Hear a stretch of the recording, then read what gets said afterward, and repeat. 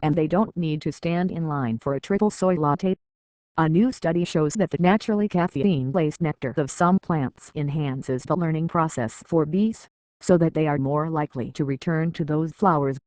The plant is using this as a drug to change the pollinator's behavior for its own benefit, said Geraldine Wright, a honeybee brain specialist at Newcastle University in England, who, with her colleagues, reported those findings in Science on Thursday.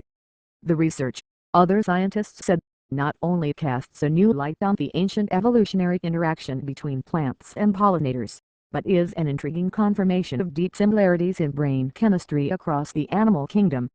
Plants are known to go to great lengths to attract pollinators. They produce all sorts of chemicals that affect animal behavior, sugar in nectar, memorable fragrances, even substances in fruit that can act like laxatives in the service of quick seed dispersal.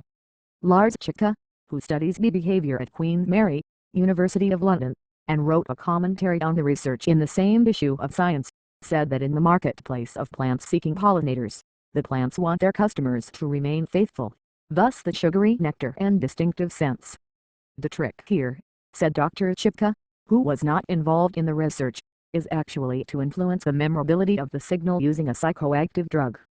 And that's a new trick in the book for plants.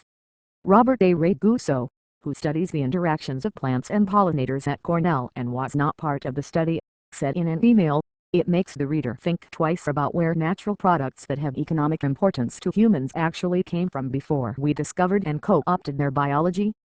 Dr. Wright did not set out to investigate the evolutionary stratagems of plants. Rather, her goal was to use the honeybee as a model to study drugs that are commonly abused. "About 8 or 9 years ago," she said, "I ran across this paper on caffeine in floral nectar. And then," she said, she thought, "this could be quite interesting because there might be some ecological interaction between the plants and the pollinator." That's how it started. Several varieties of coffee and citrus plants have toxic concentrations of caffeine in leaves and other tissues, but low concentrations, similar to that in wheat coffee, in the nectar itself. The toxic concentrations help plants fend off predators. But Raguso pointed out a well-known axiom that the dose makes the poison, the principle that Dr. Wright and her colleagues followed in lab experiments.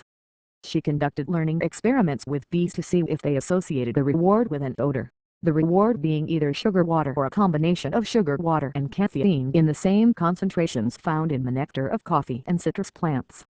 The effect of caffeine was not obvious at first, but as Dr. Wright refined her experiments, it became more clear that the chemical had a profound effect on memory. If you put a low dose of caffeine in the reward when you teach them this task, and the amount is similar to what we drink when we have weak coffee, they just don't forget that the odor is associated with the reward, she said. After 24 hours, 3 times as many bees remembered the connection between odor and reward if the reward contained caffeine. After 72 hours, twice as many remembered. They then tested the effect of caffeine on neurons in the bee brain and found that its action could lead to more sensitivity in neurons called Carnian cells, which are involved in learning and memory. Dr. Wright said that this was one plausible route for enhancing memory, but was not definitive. Insect and human brains are vastly different, and although caffeine has many effects in people, like increasing alertness, whether it improves memory is unclear. But the excitation of the Carnian cells was similar to the action of caffeine on cells in the hippocampus in a recent experiment on rats, Dr. Wright said.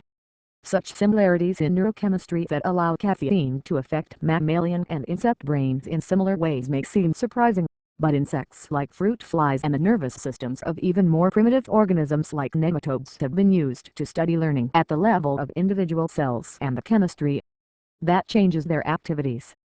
Corey Bogman of Rockefeller University, who studies the brain and behavior of a microscopic roundworm called Caenorhabditis elegans, said that the bee findings added more support to the idea that some very ancient behaviors like learning must have very deep evolutionary roots. Finding the common neurochemistry in such diverse creatures, she said, is like learning the vocabulary of the brain.